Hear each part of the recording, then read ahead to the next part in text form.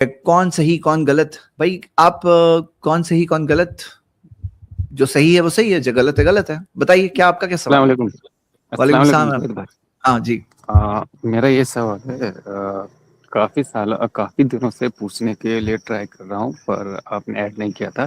میں نے ایک مسئلہ پوچھا تھا، سارے کے سارے سلفی عالم تھے، اس میں سے میں نے 5 عالم کو پوچھا اور اس میں سے 4 لوگوں نے بولا کہ وہ جائز ہے، تو ایک نے بولا کہ ناجائز ہے. تو ایسے رک سچویشن آتے ہیں تو کیا کریں؟ اگر آپ فقہی مسائل پوچھ رہے ہیں تو فقہی مسائل نہیں میں نہیں آپ تو نسیم نہیں، کی فقی نہیں ہے، فقی نہیں ہے.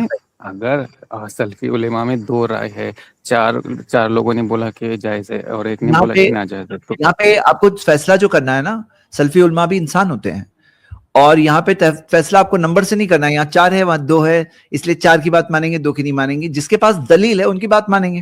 یہی تو بات ہے. جس کے پاس دیکھیے دلیل اہل ہے. حدیث جو ہے وہ تقلید نہیں کرتے ہیں، تو ہمارا جب تقلید نہیں کرتے ہیں، مسائل کی تحقیق کرتے ہیں، دلیلوں کی بنیاد پر کوئی راجح قول اختیار کرتے ہیں، تو بھائی ظاہر سی بات ہے جو دلیلوں کی بنیاد پر اختلافی مسائل میں کوئی ایک بات کہے گا تو ضروری نہیں کہ سارے علماء ایک بات کہیں.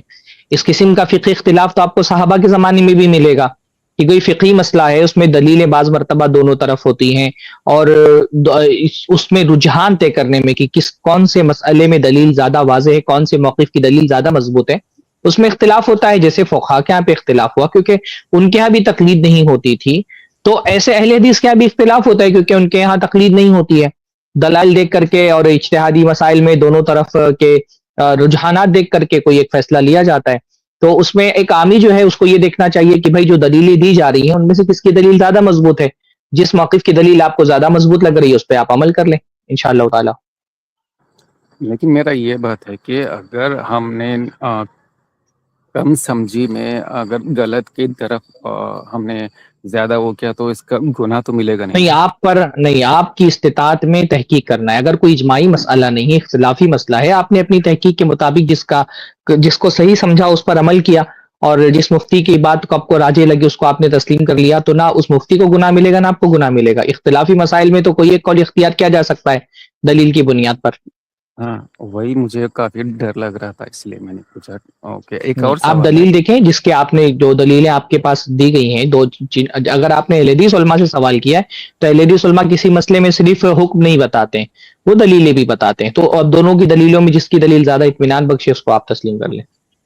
ہاں ایک چلیے اور ہے، اگر جیسے ارے ایک اور چھوٹا سا سوال ہے، ایک لائن کی اگر جائے. کسی جگہ پہ آپ موجود ہیں، اگر اور مقامی علماء موجود ہیں اور اکابر علماء ہیں، مطلب اچھے علماء ہیں وہ، تو آپ جو ہے ان پہ اعتماد کریں گے.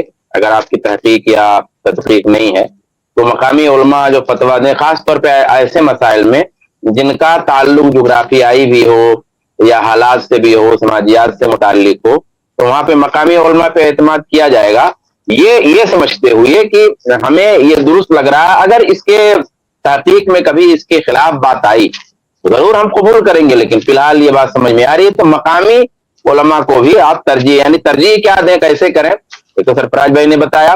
لیکن بہت صورتیں ایسی آتی ہیں کہ نہیں سمجھ میں آتا تو آپ مقامی علماء کو ترجیح دیں، جو مقامی علماء فتویٰ دیں آپ ان پہ عمل کریں انشاءاللہ. یہ بھی ایک چیز.